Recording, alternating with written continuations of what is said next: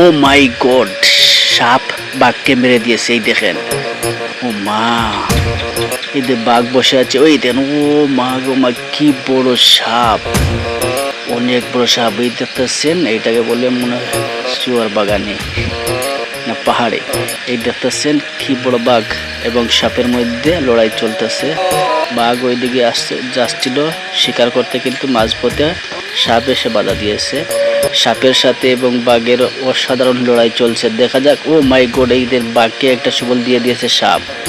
দেখা যাক শেষ পর্যন্ত কি হয়। বাঘও থেমে নেই, লড়াই চলতেছে।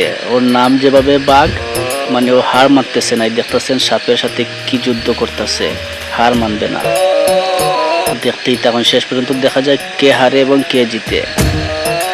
আসলে সাপটা কিন্তু অনেক বড় এবং ভয়ঙ্কর, নিজের দেখে ভয় লাগতেছে। কি বড় এবং লম্বা সাপ, ও মাই গড, সত্যি এই সাপটা দেখে অনেক ভয় লাগতেছে।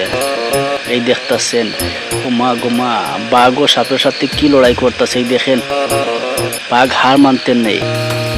সাপ কিন্তু বাঘকে এর আগে চুবল দুইটা দিয়ে দিছে, কিন্তু এরপরও বাঘ থেমে নেই, ওর সাথে যুদ্ধই করতেছে। এই দেখেন, ও মা, কি যুদ্ধ করতেছে।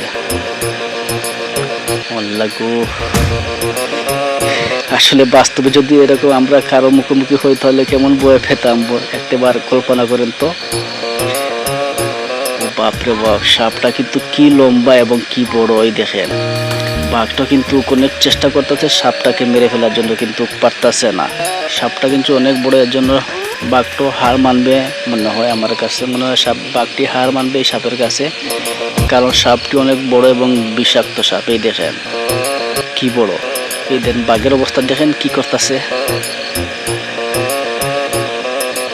ও মাই গড,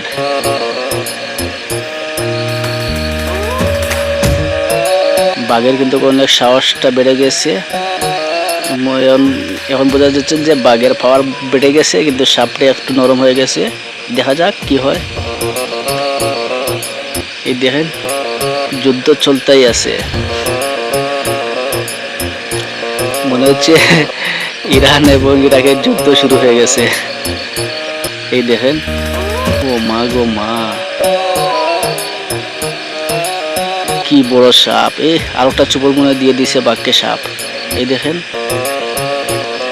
ও মা গো মা, কে কে ভয় পাইছেন কমেন্টে বলে যান।